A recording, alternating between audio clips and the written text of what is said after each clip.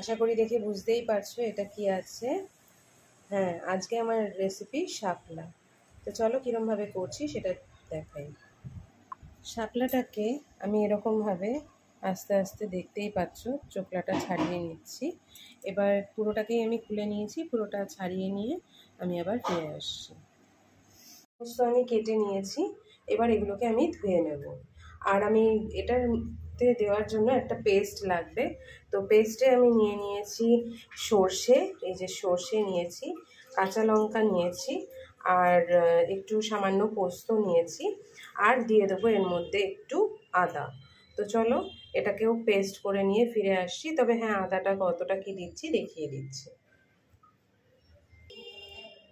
দেখতেই পাচ্ছ কতটুকু আদা দিয়েছি, বেশি দিইনি, এটাকে আমি গ্রেট করে দিয়েছি যাতে তাড়াতাড়ি হয়ে যায়। এবার আমি দিয়ে দিচ্ছি এখানে তেল। কড়াই আমার গরম হয়ে গেছে।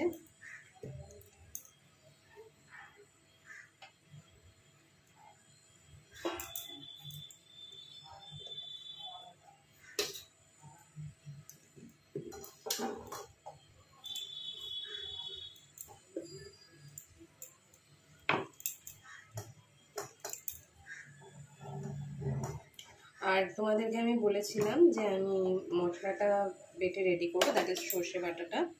তা আমি সর্ষেটা বেটে নিয়ে এসেছি। এই যে আমরা যেহেতু ঝাল খাই একটু বেশি, তো আমরা সেখানে ঝাল দিচ্ছি। আর মানে তোমরা যারা ঝাল খাও না তারা ঝালটা অ্যাভয়েড করতে পারো, মানে স্কিপ করতে পারো।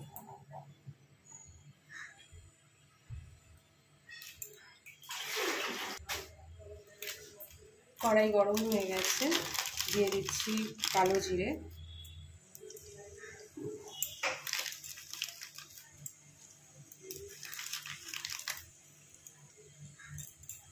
তোমরা লঙ্কা ফোড়ন দিয়েও করতে পারো, কিন্তু আমার এখানে লঙ্কা ফোড়ন দিচ্ছি না, যেহেতু লঙ্কাটা আমি অলরেডি বেটে দিয়েছি।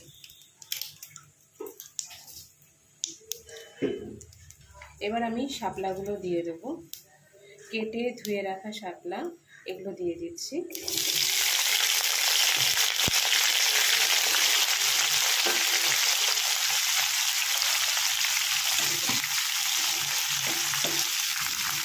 তারপরে তেলে এটাকে ভালো করে টস করতে হবে।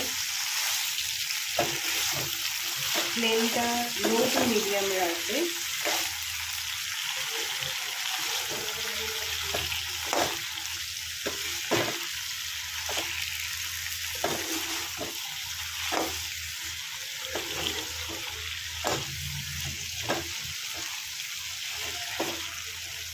একটু যেই পুরোটা টস করা হয়ে যাবে তারপরে এটাকে একটু হাই করে দিচ্ছি ফ্লেমটা,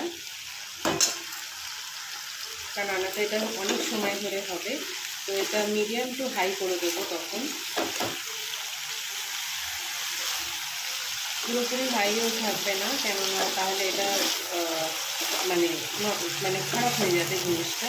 তো তার থেকে বেটার হচ্ছে মিডিয়াম টু হাই রাখা।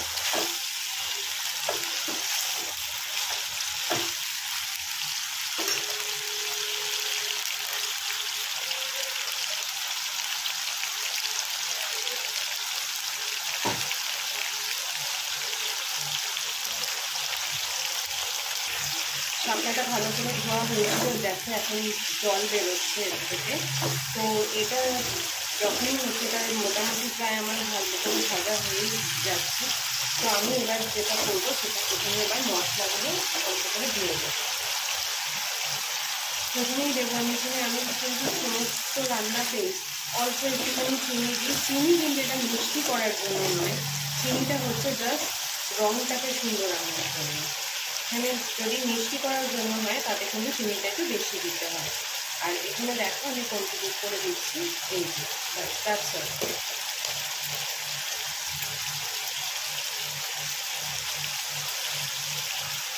এবার দিয়ে দেবো এটা এবার আমি এটা দিয়ে দিচ্ছি হলুদ,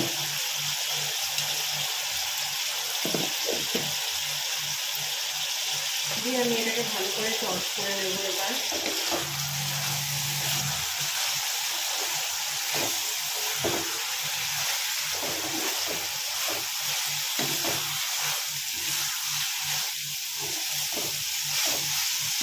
পাচ্ছ সেরকম জল বেরোচ্ছে, এটাতে আর আলাদা করে জল দিতে হয় না। এটা ভাজা ভাজাই বেশি ভালো লাগে, তবে হ্যাঁ সামান্য আমি একটুখানি দেবো যাতে এটা পুরোটা ওভারঅল মিশে যায়, কারণ সেটা তোমাদের দেখিয়ে দেবো আমি।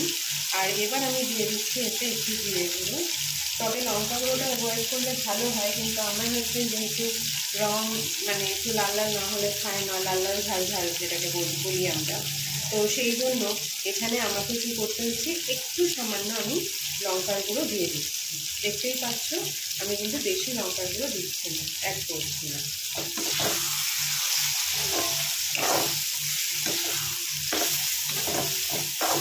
এবার আমার কিন্তু সমস্তটাই অল ডান আর কি। অ্যাকচুয়ালি এখানে জলটা আমি যেটা দেবো সেটা হচ্ছে সর্ষে ভাজা করলে যেটা হয় সেটা হচ্ছে প্রচণ্ড রিচ হয়ে যায়। আশা করি তোমরা জানো, যতই পোস্ত দিয়ে যাই দিই রিচ হয়ে যায়।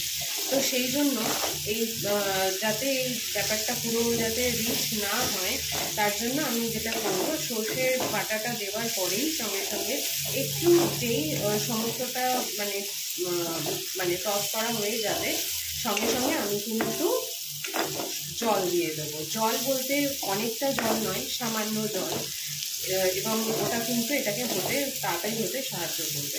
এবং এটা দেখো আমার মানে পুরোটা ভালো করে কিন্তু আমি ভেজে নিয়েছি। আমার কিন্তু এটাকে আর নতুন করে ভাজার কিছু নেই।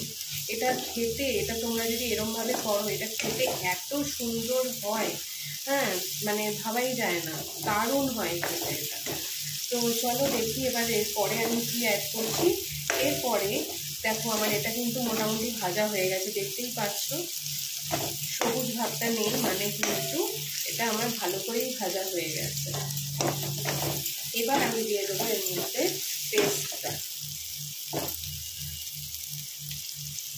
এবার এটা দিয়ে বেশিক্ষণ রাখবো না, কেননা তাহলে কিন্তু এটা রিচ হয়ে যাবে। সর্ষে দেওয়ার পরে বেশিক্ষণ ভাজতে নেই, তাহলে ব্যাপারটা রিচ হয়ে যায়, তাহলেই ওই গ্যাস অম্বল যেটা হয়। আমি সঙ্গে সঙ্গে এটা ধুয়ে, এই যে এটার মধ্যে আমি জল দিয়ে, এটা ধোয়া একটু জল দিয়ে দেবো।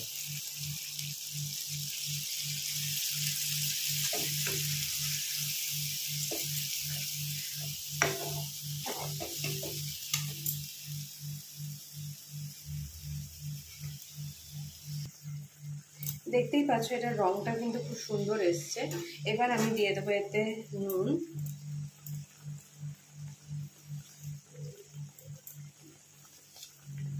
তোমরাও স্বাদ মতন নুন দিয়ে দেবে।